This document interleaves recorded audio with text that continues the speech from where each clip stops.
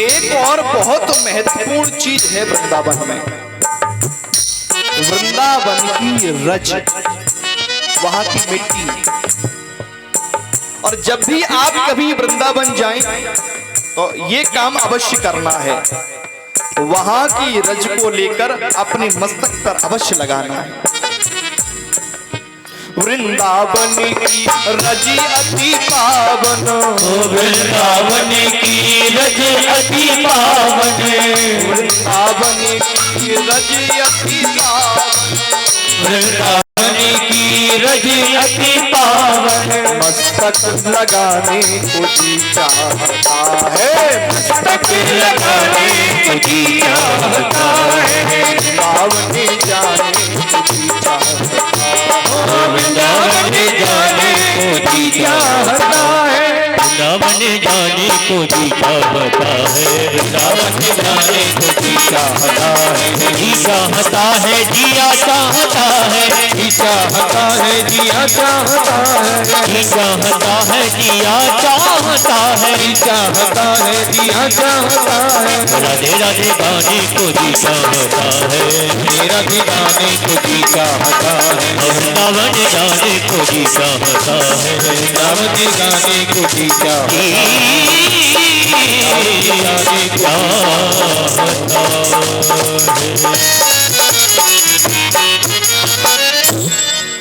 प्रेम से बोलेंगे, क्या बोलेंगे? अब तो संख्या ठीक है, अब तो बोलो थोड़े भाव से, प्रेम से बोलेंगे। आवाज नहीं आई, और देखो जब तक आवाज नहीं आएगी हम कथा में आगे नहीं बढ़ेंगे। हाँ, प्रेम से बोलेंगे। अब कुछ माताएं तो ऐसे राधे राधे, थोड़ा हाथ उठा के भाव से बोले, क्या बोलेंगे? हाँ, अब कुछ बात बनी। एक बात थोड़ी कड़वी है लेकिन कह देते हैं। हम आप जीवन में सभी को समय देते हैं,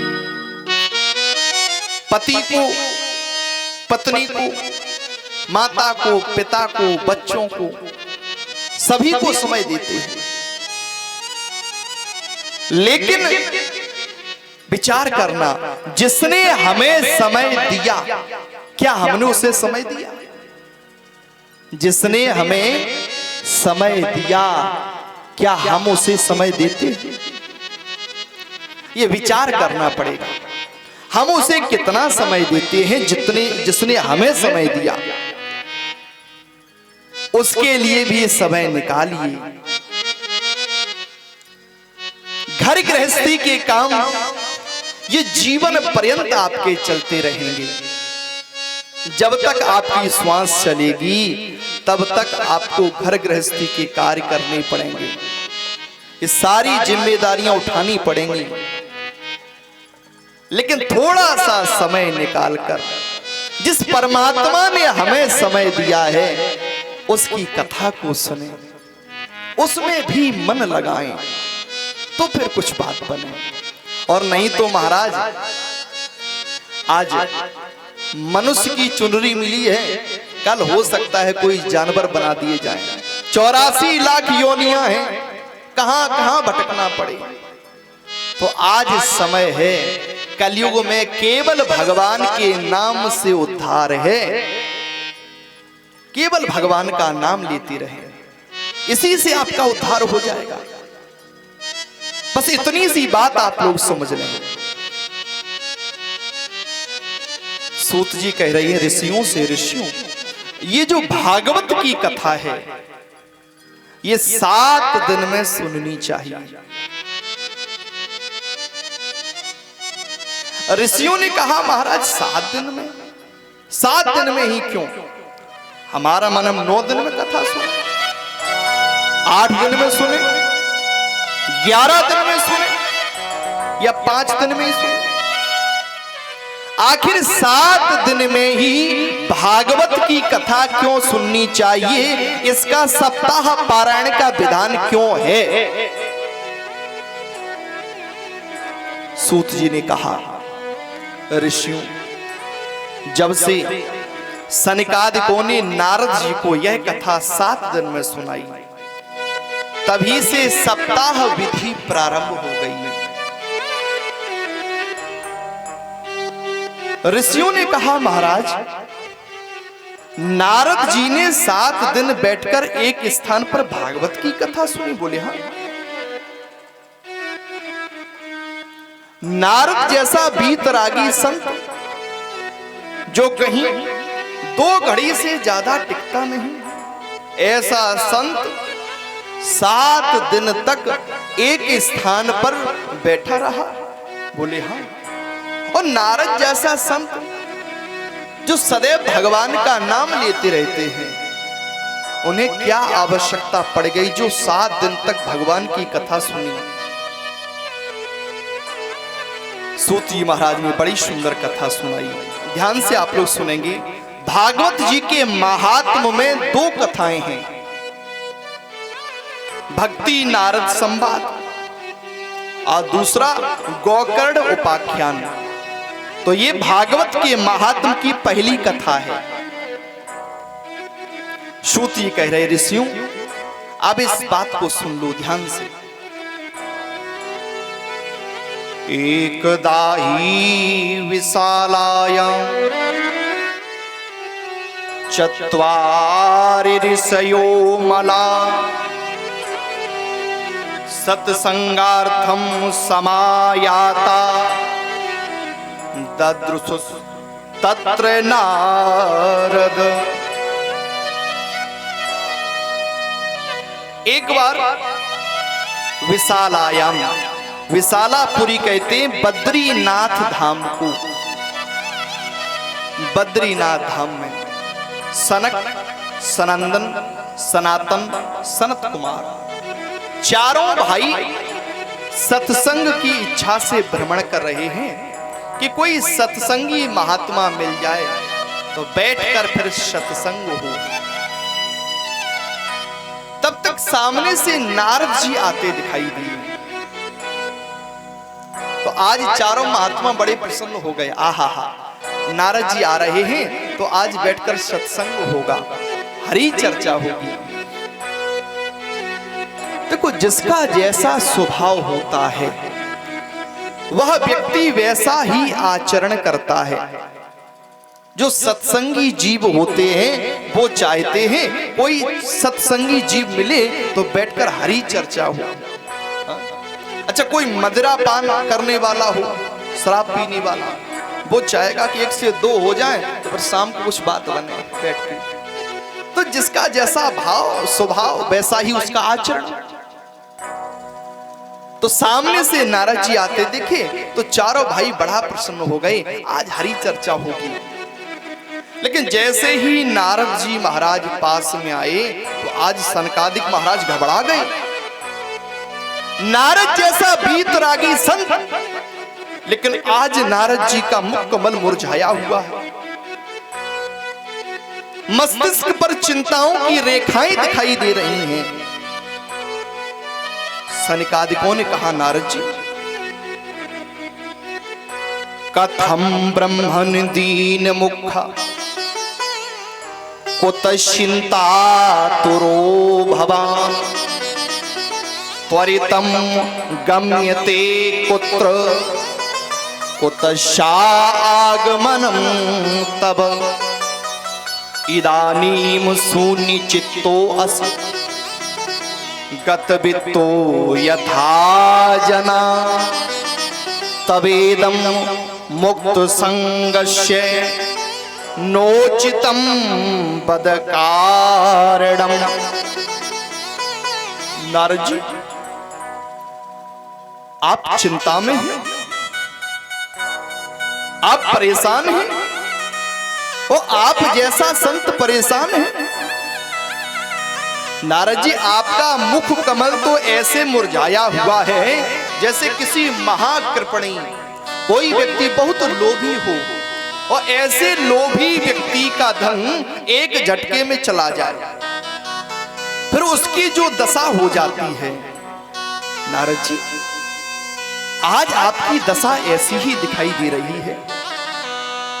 नारद जी, तुम्हारा कौन सा धन चला गया आज जिसे संसारी लोग अपना धन मानते हैं? हम संत महात्मा ऐसे धन को अपना धन ही नहीं मानते। हम आप किसे धन मानते हैं? रुपया पैसा, जमीन जायदाद, ये सब हमारा धन है। लेकिन हम संत महात्मा किसे धन मानते हैं? हमारो धन राधा श्री राधा श्री राधा। केवल भगवान के नाम रूपी धन को ही अपना धन मानते हैं संत महात्मा। तो महाराज क्या बात है? अपने दुख का कारण हमें बताओ। अब ध्यान से सुनना, यह कथा बहुत महत्वपूर्ण है। आज नारद जी ने कहा, अहम तो पृथ्वीम यातो ज्ञातो सर्वोत्तमामिति पुष्करम चा प्रयागम चा काशीं गोदावरीं तथा हरिक्षेत्रम कुरुक्षेत्रम श्रीरंगम सेतुबंधनम एवमादिशि तीर्थेषु भ्रममाण इतस्ततः। नारद जी कहते हैं, भाइयों मेरे अग्रजों, अब मेरे दुख का कारण सुनो ध्यान से। मैं पृथ्वी को सर्वोत्तम लोक मानकर वहां पर भ्रमण करने गया, घूमने गया। पुष्करम चा प्रयागम चा काशी गोदावरी तथा हर क्षेत्रम कुरुक्षेत्रम श्रीरंगम सेतुबंधनम। मैंने सभी तीर्थों पर भ्रमण किया, लेकिन तीर्थों पर भ्रमण करने के बाद भी मेरे मन में शांति नहीं आई। इसके बाद हमने कहा चलो कोई बात नहीं, तो हम संत महात्माओं के यहां पहुंचे। नारद जी कह रहे, दादा भाई, हाँ बिल्कुल, हाँ नजरें बिल्कुल सामने, हाँ हमारा देखो व्यास गद्दी पर बैठे हैं और हमारी नजर यहां से लेकर पीछे तक।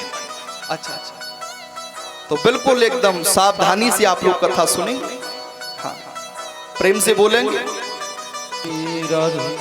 तो हुआ क्या, हमने विचार किया कि चलो अब संतों के यहां चलें। नारद जी कहते हैं, कलयुग में संतों की परिभाषाएं बदल गईं।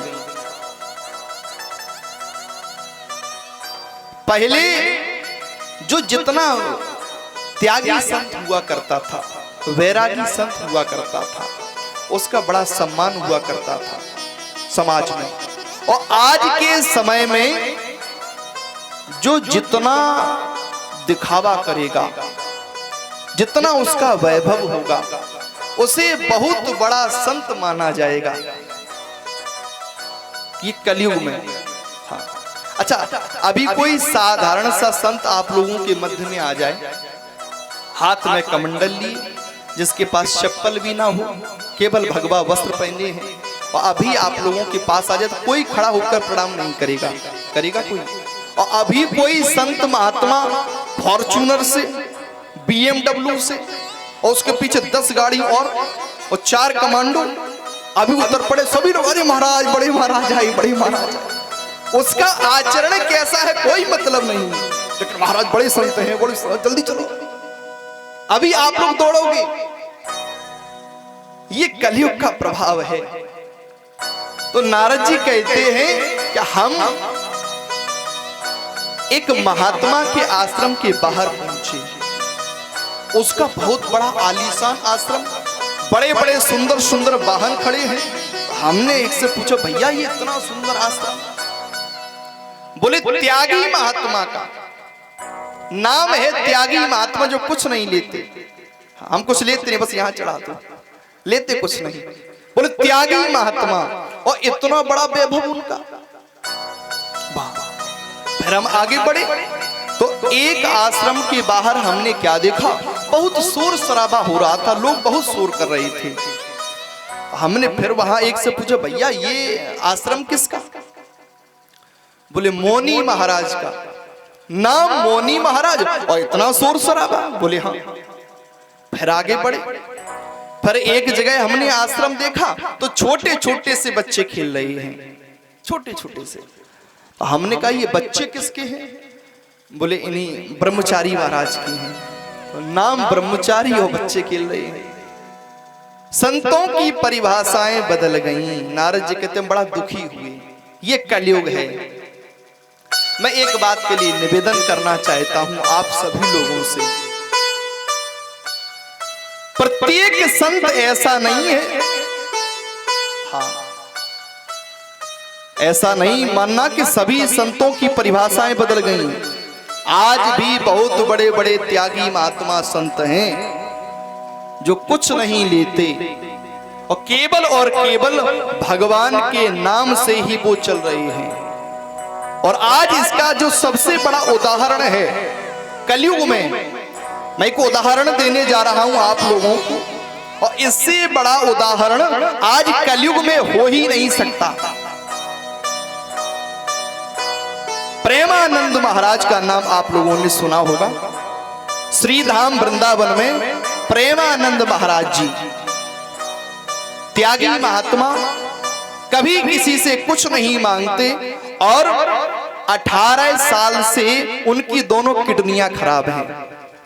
जहां बड़े बड़े डॉक्टरों ने भी हाथ खड़े कर दिए, साइंस पीछे हट गई, लेकिन केवल भगवान के नाम से, राधा नाम ले लेकर आज वो चल रही है। देखो, यदि आपका विश्वास दृढ़ है, हम लोगों की कमी क्या है, अपनी कमियों को समझें। हम आप भगवान की पूजा तो बहुत करते हैं, लेकिन भगवान पर विश्वास नहीं करते। मंत्रे तीर्थे तुझे देवे, भेष जे चा तथा गुरौ, यादृशी भावनायस्य सिद्धिर्भवति तादृशी। समझ लेना, आज मंत्र में, तीर्थ में, देवता में, गुरु में, ब्राह्मण में, औषधि में जैसी आपकी श्रद्धा होगी, जैसा आपका विश्वास होगा, आपको वैसा ही फल प्राप्त होगा। हाँ, यदि आपको बुखार आ गया और आपने पहले ही मन बना लिया क्या हमें गांव की दवाई से कोई आराम नहीं मिलेगा, या तो या किसनी जाए या मैनपुरी जाए, तो विश्वास मानो तो आपको मैनपुरी या किसनी ही जाना पड़ेगा। मकरंदपुर की दवाई से आप ठीक नहीं होंगे, क्योंकि आपको विश्वास ही नहीं है। तो आपको विश्वास करना पड़ेगा। तो मैं एक निवेदन यही करना चाहता हूं, आज भी बहुत से संत हैं, साधु हैं, जो अपनी पूरी ऊर्जा, अपना पूरा समय केवल भगवान के नाम में, भगवान की कथा में लगा रहे हैं। तो इसलिए कहा जाता है, स्वागत करिए साधु का, घरे आए चितलाए, और ना जाने किस भेष में नारायण आ जाऊं। कभी आपके दरवाजे कोई संत महात्मा आ जाए, आप पे जो बने यथाशक्ति, यथा श्रद्धा दें, और ना बने तो केवल हाथ जोड़ लें, लेकिन जाने अनजाने कभी किसी संत महात्मा का अपमान नहीं करना। इसी के लिए तो ये भगवान की कथा है। अच्छा, विचार किया करो हर चीज के लिए आप लोग, ये भगवान की कथा क्यों होती है, इन कथाओं का उद्देश्य क्या है। इस कथा के लिए जैसे भागीरथ प्रयास करके गंगा जी को इस पृथ्वी पर लेकर आई, ऐसे ही आज आपके ग्राम मकरंदपुर में भागीरथ जैसा प्रयास किया हमारे आत्मीय स्नेही योगेंद्र मिश्रा जी ने, जो इस भागवत ज्ञान गंगा को मकरंदपुर तक लेकर आए। इन कथाओं का उद्देश्य क्या? अभी दिसंबर के महीने में मैं नेगवा में आया था, तो वहीं योगेंद्र मिश्रा जी से चर्चा हुई। तो हमने पूछा उनसे भाव से, हमने कहा आप कथा का आयोजन करवाना क्यों चाहते हैं? दिखावे के लिए, नाम के लिए? बोले नहीं। बोले महाराज हम पहले अध्यापक रहे, हमने बहुत समय तक शिक्षा दी और हम ये चाहते हैं इस कथा के माध्यम से हमारी जो जन्मभूमि है मकरंदपुर, वहां के बच्चे सुधरें, कथा को सुने, कथा को जीवन में उतारें और उनका जीवन भी मंगलमय बने। भगवान की कथा कहती क्या है? कम प्रेम स्थापित इति सह कथा। हमारे जीवन में प्रेम की स्थापना कर दे। और सरल शब्दों में समझ लीजिए, कथा तो बस एक बहाना है, हमें तो बस इस समाज को जगाना है। जो हम लोग सो जाते हैं ना, अपने संस्कारों को, अपने कर्तव्यों को भूल जाते हैं। क्या हमारा कर्तव्य क्या है? हमारे संस्कार क्या हैं? हमें किसकी बात माननी चाहिए, किसकी बात नहीं माननी चाहिए, हमें क्या करना चाहिए, हमें क्या नहीं करना चाहिए, बस इसी के लिए तो ये भगवान की कथा है। इसके लिए कहीं दूसरी क्लास नहीं चलती। हाँ, ये तो आप लोगों को यही भगवान की कथा में सिखाया जाएगा। एक निवेदन और करना चाहते हैं, अपने बच्चों को भी साथ में लेकर आया करो। बचपन से ही भक्ति की नींव आपके बच्चों में डलेगी तो निश्चित ही आपके बच्चे संस्कारी होंगे, आपके बच्चे सद्मार्ग पर चलेंगे, आपके बच्चे कभी गलत रास्ते पर नहीं जाएंगे। बच्चों को भगवान से जोड़िए, भगवान की कथा से जोड़िए। प्रेम से क्या बोलेंगे? राधे राधे। नारद जी कहते हैं हमें तीर्थों में शांति नहीं मिली, हमें संतों के यहाँ शांति नहीं मिली, फिर हम पहुंचे गृहस्थों के यहाँ। अब हम आपके यहाँ आ गए नारद जी, तो क्या देखा? कन्या विक्रीण्यो लोभा दंपति नाम चकलकनम। लोभ इस पराकाष्ठा पर पहुंच गया गृहस्थों के यहाँ कि अब संबंध नहीं होते, सौदे होते हैं। पहले क्या था? विचारों में सम है, विवेक में सम है, विचार अच्छे हैं तो समधि बनते थे। लेकिन आज सौदे होते हैं। अरे हम तो लड़के की शादी 20 लाख लेंगे, 18 नहीं, 1 रुपए कम नहीं। नौकरी में दिया भी हमने 10 लाख रुपए, पूरे 20 लाख रुपए। हाँ। और जब सौदे होते हैं, सौदे होकर के समधि बनते हैं तो फिर भी रिश्ते ज्यादा समय नहीं चलते। और क्या हो गया गृहस्थों के यहाँ? नारद जी कहते हैं बहुत बड़ी विडंबना है कि आज गृहस्थ जीवन में संतान अपने माता पिता की बात नहीं मानती, माता पिता का परामर्श नहीं लेती। फिर स्याल को बुद्धिदायका, यदि किसी सलाह की आवश्यकता होती है लड़के को तो माता पिता की सलाह नहीं, श्याल को बुद्धिदायका। ससुराल से साले साहब आते हैं और ससुर जी आते हैं और साले और ससुर आकर सलाह देते हैं। बताओ सब, घर में माता है, पिता है, बड़े बुजुर्ग हैं, उनकी सलाह नहीं। साले साहब आएंगे ससुराल से, वो सलाह देंगे। अच्छा अब देखो, आप विचार किया करो, कहीं लड़के की शादी के लिए जाओ कि भैया आपके लड़के की शादी के लिए आई है, वो तो ठीक है, उसका मामा आ जाए, मामा बात करेंगे। क्यों, आप क्यों बात नहीं करोगे? देखो पहले के समय में क्या था, जो बड़े बुजुर्ग थे वो 4 बातों का विशेष ध्यान रखते थे। अब यहाँ का तो नहीं पता, और हमारी तरफ तो कहते थे 4 बातों का विशेष ध्यान। झटक के देखो तारो, निबल ना हो पिछवारो, द्वारे ना हो पनारो, और घर में ना आए सारू। ये 4 चीजों का बड़ा ध्यान रखते थे। कभी भी ताला लगाओ तो उसे झटक के देखो, सही से लगा के नहीं कि चाबी वैसे ही घूम गई। झटक के देखो तारो, और निबल ना हो पिछवारो, जो पीछे की दीवार हुआ करती थी पहले कच्ची, तो चोरियां पीछे की दीवार से ही होती थी। धीरे धीरे चोर लोग उसे खोद लेते थे रात भर में, रात्रि में वहीं से सामान लिया, पीछे से निकल गए। तो पीछे की जो दीवार बनाई जाए बहुत मोटी बनाई जाए, निबल ना हो पिछवारो, और द्वारे ना हो पनारो। घर के सामने वो गंदा पानी नहीं बहना चाहिए। फिर क्या करें, जो कमजोर पड़ोसी होते थे उनकी तरफ। और चौथा, घर में ना आए सारू। पहले साले साहब पर बड़ी नजर रखी जाती थी, क्योंकि यही एक ऐसा रिश्तेदार है जिसका अंदर गृह मंत्री से सीधा संपर्क है।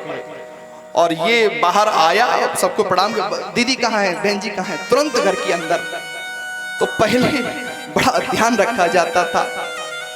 चूंकि समय बदल गया, लेकिन मैं फिर भी निवेदन करूंगा कि यदि किसी सलाह की आवश्यकता है तो केवल और केवल अपने माता पिता की, अपने परिवारीजनों की, अपने बड़े बुजुर्गों से सलाह लेने की आवश्यकता है। वो दूसरे घर का है, पता नहीं उसके यहाँ ऐसे संस्कार हैं या नहीं हैं, तो उनकी सलाह मत मानिए। प्रेम से क्या बोलेंगे और थोड़े भाव से? राधे राधे। नारद जी कहते हैं कि ना तो हमें तीर्थों में शांति मिली, न संतों के यहाँ और ना गृहस्थों के यहाँ। फिर हमने कहा चले, कहा वृंदावन। लेकिन वृंदावन में भी हमने एक आश्चर्य देखा। तत्राश्चर्यं मया दृष्टम श्रूयतां तन्मुनीश्वरः। एका तु तरुणी तत्र निसन्ना खिन्नमानसा। हमने देखा कि यमुना जी के किनारे एक स्त्री बैठी है, तरुण है, जवान है, और रो रही है। और उसकी गोद में तो बूढ़े पुरुष लेटे हुए हैं, सर रखे, और कुछ माताएं उसे घेर के बैठी हैं। कोई पंखा जला रही हैं, कोई पानी पिला रही हैं, कोई उसे ढांढस बंधा रही हैं, और वह युवती रो रही है। नारद जी कहते हैं मेरे हृदय में दया आई। क्यों? क्योंकि संत हृदय नवनीत समाना।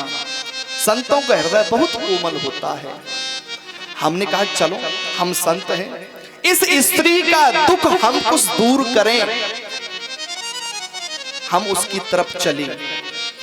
लेकिन फिर हम रुक गए, क्योंकि इन माताओं का स्वभाव होता है क्या, ये बातों ही बातों में कब रोने लगे, कब हंसने लगे। हाँ, तुरंत एकदम आंसू आ जाते थे और एकदम अगले ही क्षण हंसने लगे। तो नारद जी कहते हैं कि इनके पास जाना ठीक नहीं है, अभी रो रही हैं, पता लगे तो हम पहुंचो में भला बुरा कहते। मैं लौटने लगा, लेकिन तब तक उस रोती हुई स्त्री ने मुझे आवाज दी, भो भो साधो क्षणं तिष्ठ मच्चिंता मपिनाशय दर्शनम तव लोकस्य सर्वथा गहरम परम। महात्मा जी रुक जाओ, बाबा जी महात्मा जी। मैंने मुड़कर देखा तो वही स्त्री आवाज दे रही थी, मैं उसके पास पहुंचा, वो रो रही है, हाथ जोड़ करके, महाराज बड़े भाग तब जानिए जब मिलने आवे संत, संतन का मिलना करे सब कष्टन को अंत। महाराज हमारे बड़े भाग्य हैं जो आप पधारे, महाराज हमारा दुख भी कुछ दूर कर दो। तो नारद जी कहते, मैंने उस स्त्री से पूछा, देवी कासे तुम का बिमऊ का इमा, देवी तुम कौन हो? का बिमऊ, ये जो बूढ़े पुरुष पड़े हुए हैं ये कौन है? और का इमा, ये जो देवियां तुम्हें घेर के बैठी हैं, कोई पानी पिला रही हैं, कोई पंखा जला रही हैं, कोई ढांढस बजा रही हैं, ये कौन है? वो कहने लगी, महाराज मेरा नाम भक्ति है, अहम भक्ति ख्याता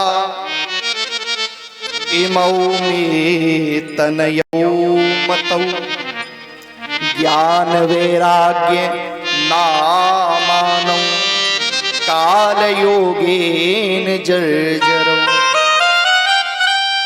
मेरा नाम भक्ति है और ये जो बूढ़े हैं ये मेरे दोनों पुत्र हैं। क्या नाम है? ज्ञान और दूसरे का नाम वैराग्य। और ये देवियां, ये सभी नदियां हैं, गंगा, यमुना, सरस्वती, कावेरी। तो देवी अपना पूरा परिचय दो और ये सब कुछ कैसे हुआ ये बताओ। भक्ति महारानी आगे कहने लगी, महाराज उत्पन्ना द्रविणे साहम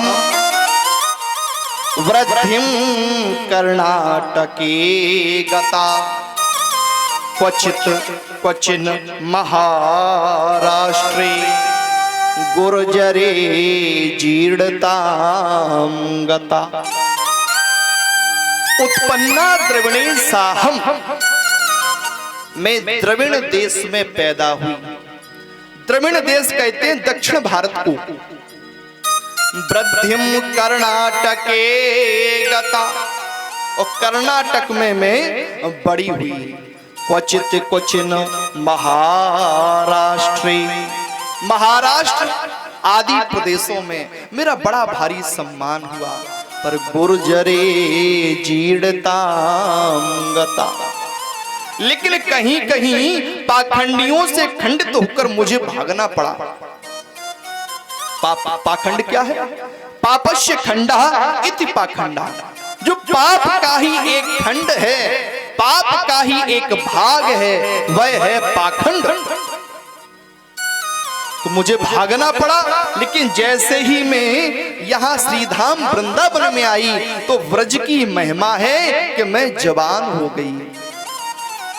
जो लोग वृंदावन गए होंगे उन्हें पता है, वृंदावन में भक्ति आज भी जवान है। बुजुर्ग लोग भी पहुंच जाएं तो वो भी राधे राधे राधे। एक बहुत बड़ा ऊर्जा का क्षेत्र है, बहुत बड़ी शक्ति का क्षेत्र है, पूर्ण भक्ति का क्षेत्र है श्रीधाम वृंदावन। तो नारद जी कहते हैं मैं जवान हो गई। भक्ति महारानी कहती मैं जवान हो गई नारद जी, लेकिन दुर्भाग्य देखिए मेरे पुत्र जो ज्ञान और वैराग्य हैं ये बूढ़े हो गए। और एक माँ के लिए ये कितने कष्ट की बात है कि माँ तो नव युवती बनी बैठी है लेकिन उसके दोनों पुत्र बूढ़े हो गए। नारद जी इनका कुछ उपाय करो। नारद जी कहने लगे देवी तुम चिंता मत करो, अभी मैं उपाय करता हूं। नारद जी आसन लगाकर बैठ गए, वेद सुनाई, पुराण सुनाई, उपनिषद सुनाई और गीता का पाठ सुनाया।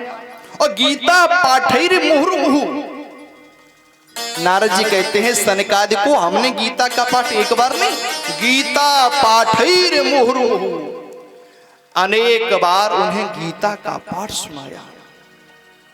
उनमें थोड़ी सी चेतनता तो आई, लेकिन वो फिर गिर पड़ी। अब हमने कहा हम क्या उपाय करें।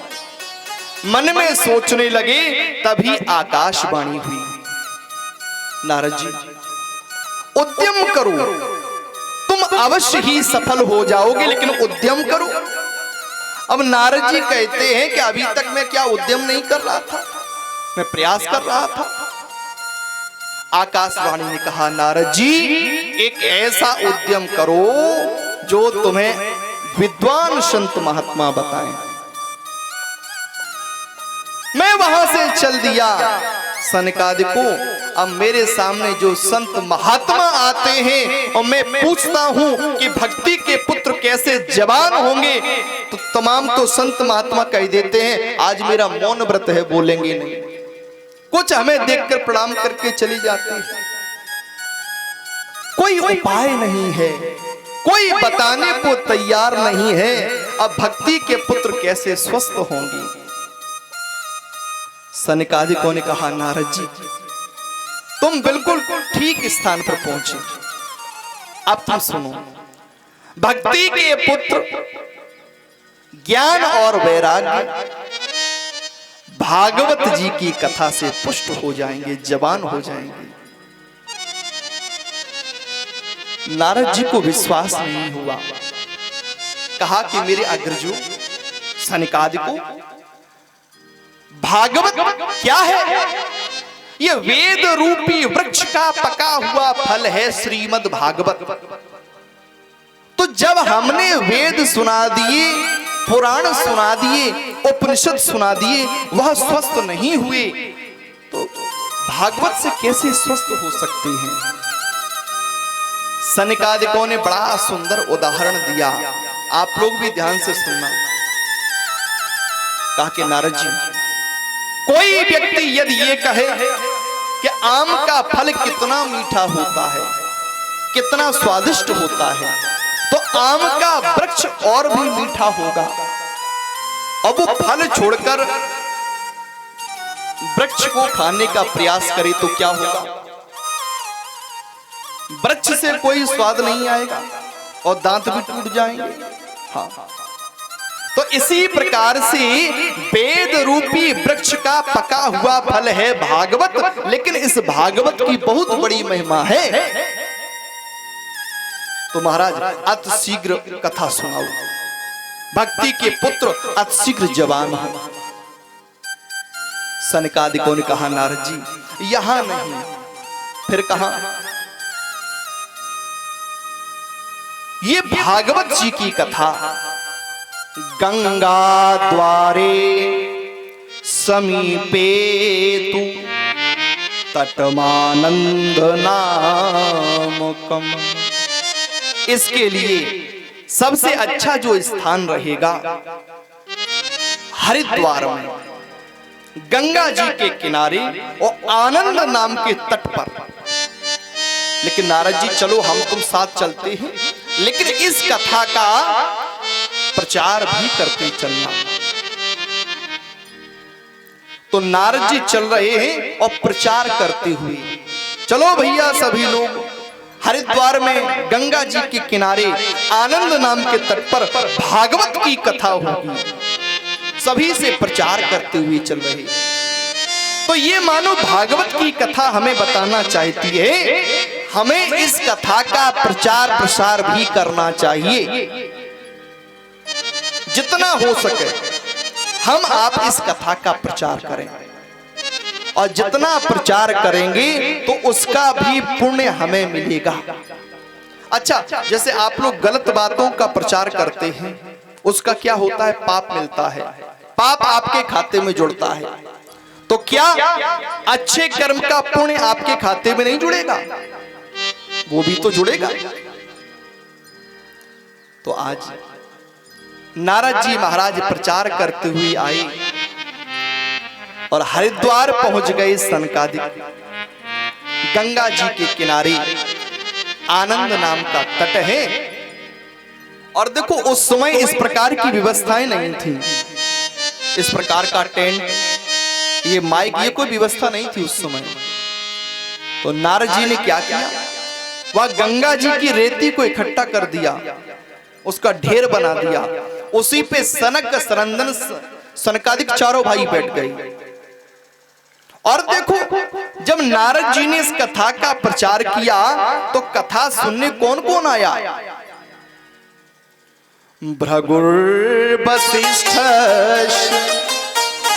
च्यवनश्च गौतमो मेधा तिथिर्देव बलदेवरातौ रामस्तथा गाधिसुतश्च शाकलो मृकंड पुत्रा त्रिजा पिलादा रामेश्वरौ योगेश्वरौ व्यास पराशरौ च छाया सुकोजा जलजन्य मुख्या सर्वेप्यमी मुनिगणा सह पुत्र शिष्या स्वस्त्री विरायुत प्रणयेन युक्ता। बड़े बड़े संत महात्मा अमलात्मा विमलात्मा आज हरिद्वार पहुंच रहे हैं भागवत की कथा सुनने। और बोले अकेले नहीं, सर्वेप्यमी मुनिगणा सह पुत्र शिष्या, अपने पुत्रों को साथ में लेकर, अपने शिष्यों को साथ में लेकर, स्व स्त्री अपनी पत्नियों को साथ में लेकर, जो गृहस्थ हैं अपनी पत्नियों को साथ में लेकर सभी उस प्रांगण में पहुंच रहे हैं जहां भागवत जी की कथा होनी है। अब सनकादिकों ने कथा सुनाना प्रारंभ कर दिया।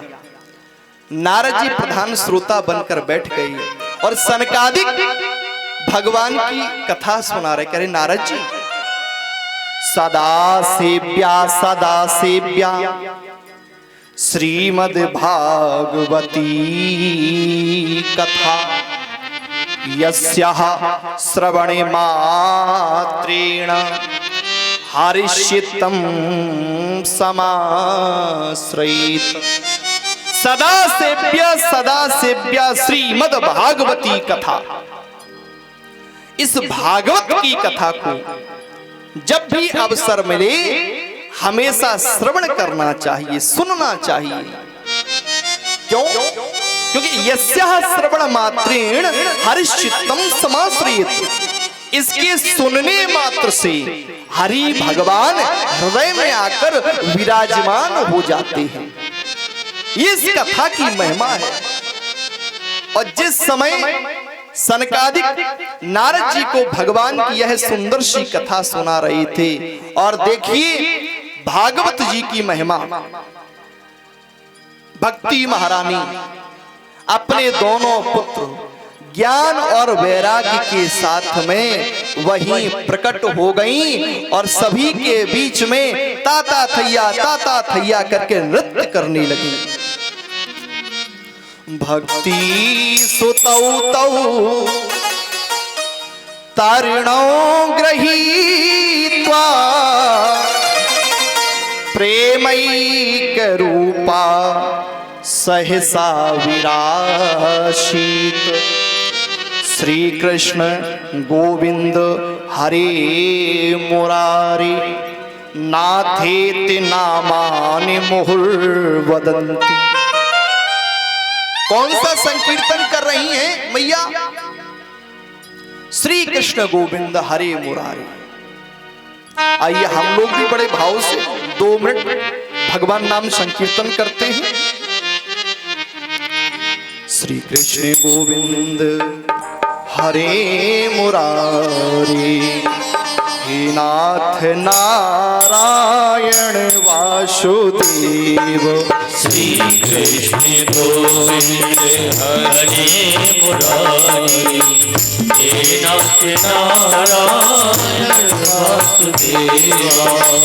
श्री कृष्ण गोविंद हरे मुरारी, हे नाथ नारायण वासुदेवा। इस संकीर्तन में थोड़ा सा समझ लो।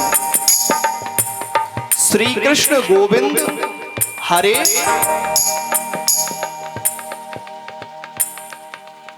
क्या बोलते हैं आप? अच्छा आप लोग बोलेंगे, अभी इनसे बुलवा लें फिर हम लोग।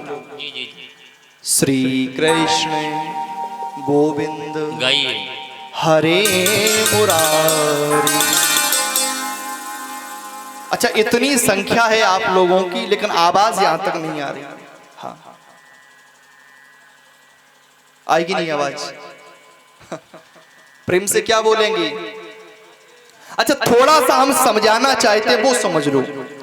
इस संकीर्तन में श्री कृष्ण गोविंद हरे मुरारी, मुरारी नहीं है, क्या है? मुरारे, रापे एक ही मात्रा।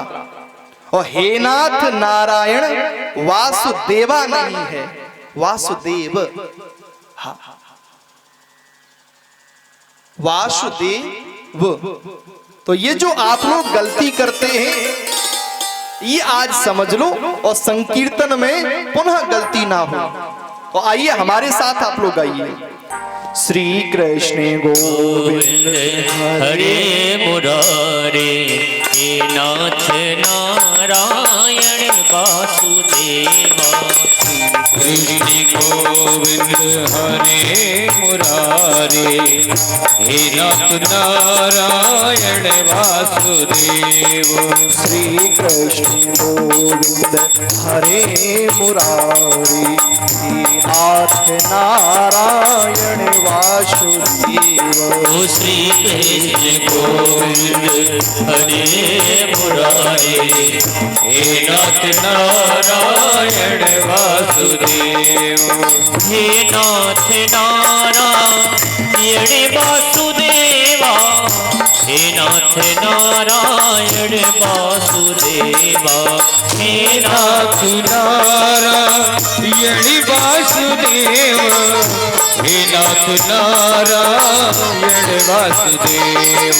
श्री कृष्ण गोविंद हरे मुरारी, हे नाथ नारायण वासुदेवा।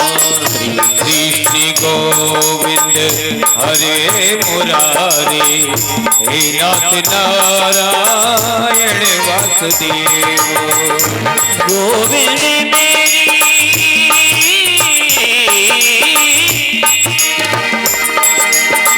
गोविंद मेरी यही प्रार्थना है, भूलूं नहीं कभी नाम तुम्हारा। गोविंद मेरी ये प्रार्थना है, भूलो कभी ना मेरा नाम तुम्हारा। निष्ठा में हो के मैं दिन रात गाऊं, निष्ठा में हो के मैं दिन रात गाऊं। हे नाथ नारायण वासुदेवा। श्री कृष्ण हरे मुरारे, हे नाथ नारायण वासुदेवा। कृष्ण गोविंद हरे मुरारे, हे नाथ नारायण वासुदेव।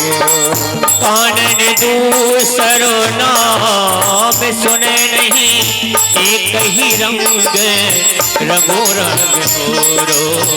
तो बहु से दूसरो नाम पढ़े, रस नारस बांधे हलाहल बोरो।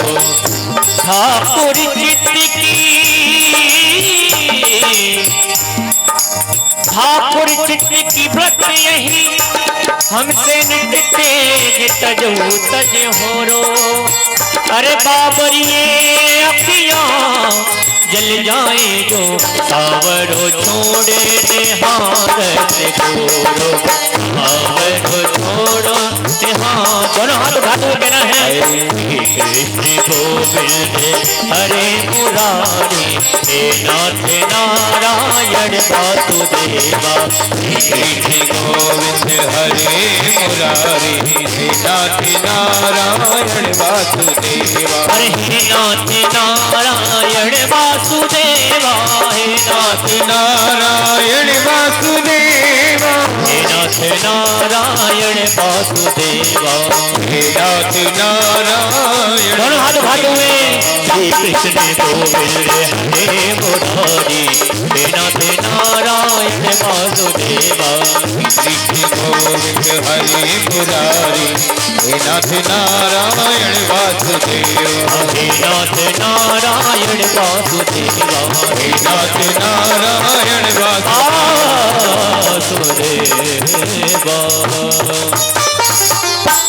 प्रेम से बोलेंगे जय श्री राधे और थोड़े भाव से। राधे राधे।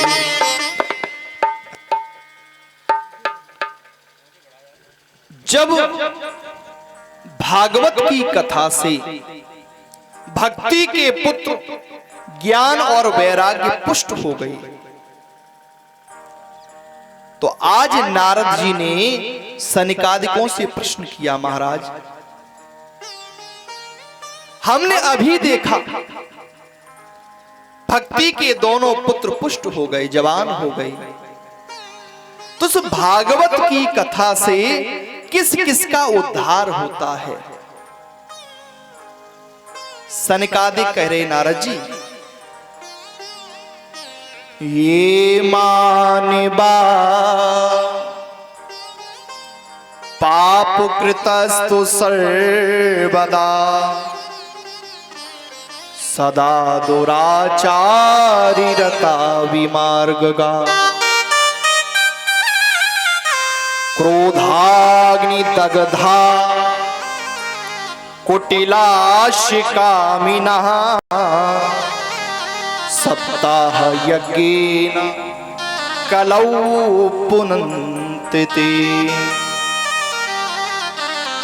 नारद जी, ये मानवा पाप कृतस्तु सर्वदा, ऐसे मनुष्य जो हमेशा पाप का आचरण करते हैं, पाप कर्म करते हैं, सदा दुराचारी रता विमार्गगा, और जो दुराचारी हैं, गलत मार्गों पर हैं, और क्रोधाग्नि दग्धा, और जो क्रोधी हैं और थोड़े बहुत क्रोधी नहीं, क्रोधाग्नि दग्धा, जो क्रोध की अग्नि में जल रहे हैं, और सप्ताह यज्ञेन कलौ पुनन्ति, चाहे क्रोधी हो, कामी हो, कुटिल हो, कोई भी हो, भागवत की कथा से सबका उद्धार होता है। अब नारद जी को विश्वास नहीं हुआ, सनकादिक को इतने बड़े बड़े पापी, बोले हाँ, कितना भी बड़ा पापी हो, ये भागवत की महिमा है। तो महाराज, क्या ऐसे किसी पापी का उद्धार हुआ? सनकादिकों ने कथा सुनाई। नारद जी सुनो। तुंगभद्रा तटे पूर्वम भूतपत्तनिमुत्तमम् यत्र वर्णा स्वधर्मेण सत्य सत्कर्म तत्परः। तुंगभद्रा नदी के किनारे एक पत्तनपुर नामक ग्राम है। यत्र वर्णा स्वधर्मेण सत्य सत्कर्म तत्परः, वहां सभी वर्णों के लोग रहते हैं और अपना अपना कर्म करते हैं। और आत्मदेवापुरे तस्मिन् सर्ववेद विशारदा, और इसी नगर में पत्तनपुर में एक आत्मदेव नामक ब्राह्मण रहते हैं। और वो ब्राह्मण कैसे हैं? बोले, जो ब्राह्मण का कर्म होता है, अपने कर्म से अपनी आजीविका चलाते हैं और बहुत विद्वान हैं, उनका बहुत सम्मान है। लेकिन उनकी पत्नी कैसी है? लोक वार्तारता क्रूरा प्रायुषो बहुजल्पिका सूराचा गृह कृत्येषु कृपणा कलह प्रिया। जो उनकी पत्नी है वो कलह वाली है, कलह करने वाली स्त्री है। नाम है उसका क्या नाम है माता, वो आप लोग बताओ। हर वर्ष आप लोग कथा सुनते हैं। उसका नाम है धुंधली। क्या नाम है? धुंधली। अच्छा, धुंधली कौन? देखो, जिसकी मति ही धुंधली है वही धुंधली है। हाँ, केवल नाम मत समझो। हाँ, धुंधली माताएं वो होती हैं जिनकी मति धुंधली होती है। हाँ। आत्मदेव ब्राह्मण, किसी बात का कोई दुख नहीं, सब कुछ ठीक ठाक है, लेकिन एक सबसे बड़ा दुख ये है कि घर में कोई संतान नहीं है। और इसके अलावा आत्मदेव ब्राह्मण ने एक गौ माता को घर पे पाल रखा है, लेकिन दुर्भाग्य से उस गाय ने भी किसी बच्चे को जन्म नहीं दिया। फलदार वृक्षों को लगाते हैं, वृक्ष बड़े हो जाते हैं, लेकिन फलदार वृक्ष पर कभी कोई फल नहीं लगता। एक दिन बहुत दुखी हो गई, जंगल में चली गई, एक वृक्ष के नीचे बैठकर रो रहे हैं। क्या करें, अपने प्राणों को त्याग दें? हमारा वंश कैसे आगे बढ़ेगा? तभी वहां से एक संत महात्मा निकले। तो महात्मा जी ने देखा कि कोई व्यक्ति एकांत में रो रहा है, तो निश्चित ही ये प्रभु प्राप्ति के लिए रो रहा होगा। तो महात्मा जी उसके पास पहुंचे, भैया क्यों रो रही हो? तो आज अपना दुख बताया। गऊ के भी बछड़ा हुआ नहीं, और बिरबे में भी फल लगा नहीं। गऊ के भी बछड़ा हुआ नहीं, बिरबे में फल लगा नहीं। गऊ के भी बछड़ा हुआ नहीं, बिरबे में भी फल लगा नहीं। गऊ के भी बछड़ा हुआ नहीं, बिरबे में फल लगा नहीं। मेरे भाग्य का ऐसा चक्र चला, मेरे सौभाग्य का ऐसा चक्र चला। जीवन में भी सुख मिला नहीं, मेरे भाग्य का ऐसा चक्र चला। जीवन में सुख मिला नहीं। महात्मा जी ने कहा, अरे राम राम राम, हम तो सोच रहे थे कि एकांत में रो रहा है तो भगवान के लिए रो रहा होगा। अरे ये तो संतान के लिए रो रहा है। तो महात्मा जी ने समझाना प्रारंभ किया, भैया देख, संतान से किसी को सुख मिले ये कुछ निश्चित नहीं कहा जा सकता। अच्छा, आप लोग विचार करें, क्या संतान से हमेशा सुख मिलता है? ये कभी कुछ नहीं कहा जा सकता कि संतान सुख देगी या दुख देगी। अरे ब्राह्मण राजा सगर के 60,000 पुत्र थे, कपिल मुनि की दृष्टि से भस्म हो गए, पीढ़ियां लग गई, तब भगीरथ गंगा लेकर आए, उनका उद्धार करा पाए। क्या सुख मिला इतने पुत्रों से? और सुन, एक महात्मा राजा थे अंग, उनका पुत्र बहुत नास्तिक हो गया, वेन। तो अपने नास्तिक पुत्र के कारण घर छोड़कर भागना पड़ा। तो ऐसा कुछ नहीं कहा जा सकता कि संतान से सुख मिले, इसलिए संतान की आस त्याग कर घर वापस लौट जाओ। आत्मदेव ब्राह्मण ने आज महात्मा जी के चरणों को पकड़ लिया। महाराज, हम जानते हैं संत यदि चाहे तो असंभव भी संभव हो सकता है। क्योंकि भगवान ने कहा है कि मोर बचनी चाहे पड़ जाए फीका, मोर बचन चाहे पड़ जाए फीका, संत वचन पर की लीला, संत वचन पर की लीला।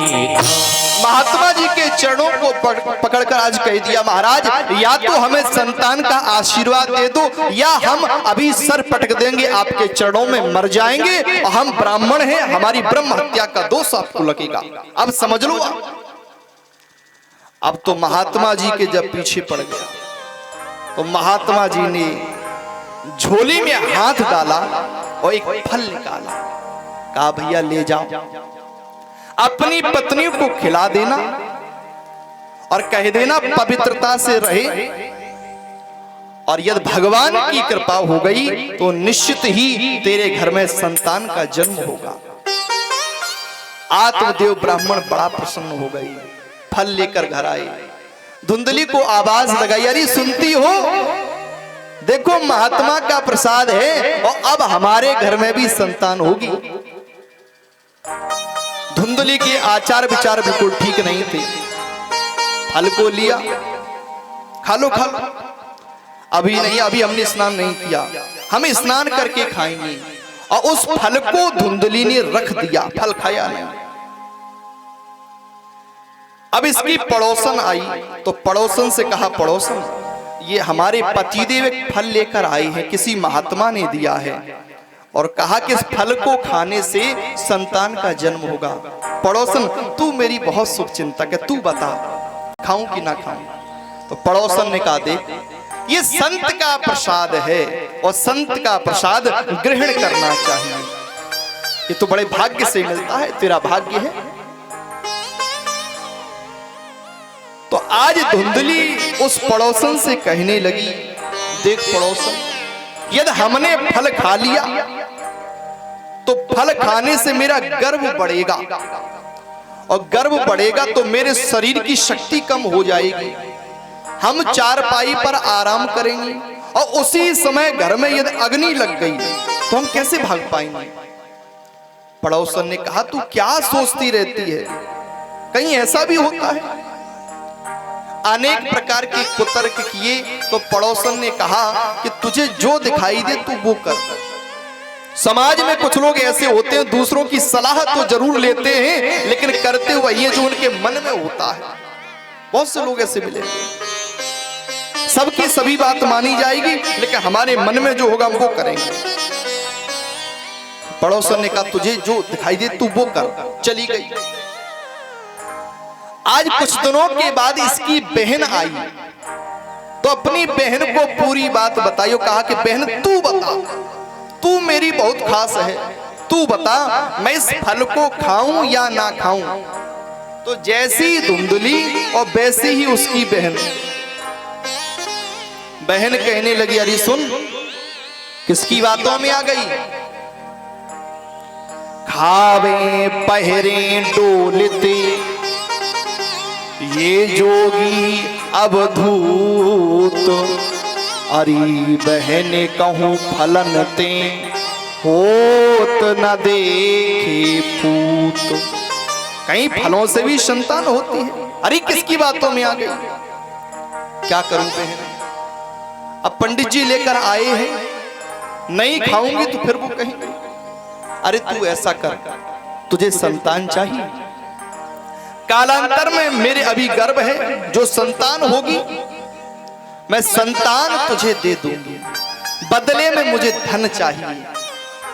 फिर इस फल का क्या करूं, इस फल को अपनी गाय को खिला दे, फल भी ठिकाने लग जाएगा और फल का परीक्षण भी हो जाएगा कि फल में कुछ शक्ति है कि नहीं है।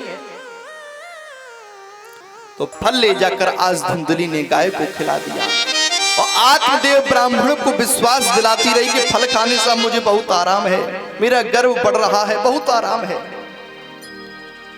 धीरे धीरे समय बीता और आज इसकी बहन के यहाँ एक पुत्र का जन्म हुआ तो उसका पति लेकर आया और रात्रि में उस पुत्र को लाकर धुंधली को दे दिया और बदले में धन लेकर चला गया।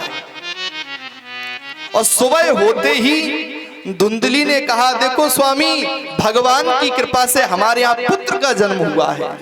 आहा, अब तो आत्मदेव ब्राह्मण बड़ा प्रसन्न, जय हो प्रभु आपकी जय हो। और यहाँ कुछ दिनों बाद उस गौ माता ने भी एक बच्चे को जन्म दिया। वो बच्चा कैसा है? मनुष्य का बालक है, लेकिन उसके जो कान हैं वो गौ माता जैसे हैं और बिल्कुल मनुष्य का। तो आज सभी लोग पंडित जी को बधाई देने आ रहे, अरे महाराज भगवान देता है तो छप्पड़ फाड़ के देता है। कभी एक भी संतान नहीं थी, आज 2-2 संतान हैं। अब इस गाय के भी बच्चे का पालन पोषण आप ही को करना है। अब नामकरण का समय आया, नाम क्या रखे जाए? तो जिसके कान गाय जैसे थे, जो संत का प्रसाद था, जो गाय का बच्चा था, उसका नाम रखा गया गौकर्ण। बोले गौकर्ण महाराज की जय हो।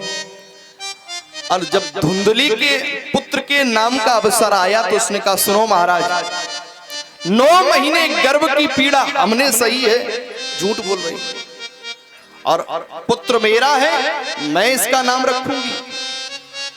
तो जितने भी लोग थे उन्होंने कहा, बात देखो ठीक है, माँ है, माँ का भी भाव होता है, उसने कष्टों को सहन किया है, तो नाम इसे अपने अनुसार रख लेने दो।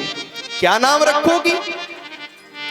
धुंधली कहने लगी, देखो ऐसा है, मेरा नाम है धुंधली, तो मेरे नाम से कुछ मिलता जुलता हो मेरे पुत्र का नाम, क्या नाम रखोगी? मैं धुंधली, तो मेरा पुत्र धुंधकारी। धुंधकारी नाम रख दिया बच्चे का। मैं एक बात के लिए निवेदन करूं आप सभी लोगों से, बच्चों के नाम हमेशा अच्छे रखने चाहिए, जिन नामों का कोई अर्थ निकले। कहते यथा नाम तथो गुणा, बच्चे का जैसा नाम होगा उसमें स्वतः ही वैसे ही गुण आने लगते हैं। तो बच्चों के नाम हमेशा सोच समझ के। एक व्यक्ति का विवाह हुआ, उसकी बहू आई, तो उस व्यक्ति का नाम था ठनठन पाल, परीक्षित जी ठनठन पाल। अब जब नई बहू कहीं निकले, कहीं मंदिर पे पूजा के लिए या कहीं भी, तो सभी लोग गांव के, देखो ठनठन पाल की बहू, ठनठन की बहू, ठनठन की बहू। तो उस बहू को बड़ा गुस्सा आया, नाम ही इतना बुरा। उसने आके कहा अपने पति से, स्वामी देखो ऐसा है, या तो आप अपना नाम बदलो या हम अपने मायके चले जाएं। तो ठनठन पाल ने कहा, देखो ऐसा है कि अब बुढ़ापे नाम थोड़ी बदला जाएगा, ये तो बचपन में जो रख दिया माता पिता ने वो रख गया, तो नाम नहीं बदलोगे? बोले अब थोड़ी भी नाम बदला जाए, कोई अच्छी बात, लोग हंसेंगे, तो हम चले जाएंगे, अब जैसा तुम्हें उचित लगे। तो वो आज गुस्सा होकर उसकी पत्नी चल दी। अब रास्ते में जा रही है तो एक छोटी सी कन्या लकड़ियों को इकट्ठा कर रही है, बीन रही है। तो इसका स्वभाव था नाम पूछने का। तो इस स्त्री ने पूछा उस कन्या से, बेटी तुम्हारा नाम क्या है? उसने कहा कि मेरा नाम लक्ष्मी है। तो उसने मन में विचार कि नाम कितना अच्छा, लक्ष्मी, और काम क्या कर रही? लकड़ी बीनने का। अरे फिर आगे बढ़ी तो एक व्यक्ति बैलगाड़ी में भूसा लेकर आ रहा था। इसने रुका, भैया क्या नाम है आपका? उसने कहा कि मेरा नाम धनपाल है। फिर इसने सोचा नाम कितना बढ़िया धनपाल, और काम भूसा ढो रहा है। अरे फिर ये आगे बढ़ी तो 4 लोग एक मृत व्यक्ति को कंधों पर लेकर जा रहे थे। फिर इसने, भैया ये जो व्यक्ति खत्म हो गए ये कौन थे? बोले इनका नाम था अमर सिंह। तो अब इसने सोचा नाम अमर सिंह और मर गए। अब ये वापस अपने पति के पास लौटकर आई और हाथ जोड़ के कहने लगी, हमसे बहुत बड़ा अपराध हो गया। क्या हुआ? लकड़ी बीने लक्ष्मी अभुस ढोबे धनपाल और अमर सिंह सो मर गए तुम धन्य मेरे ठन ठन गोपाल। अरे तुम ही ठीक हो जैसे भी हो। तो चूंकि मैं कहना ये चाहता हूं अच्छे नाम बच्चों की रखे जाएं, यथा नाम तथो गुणा।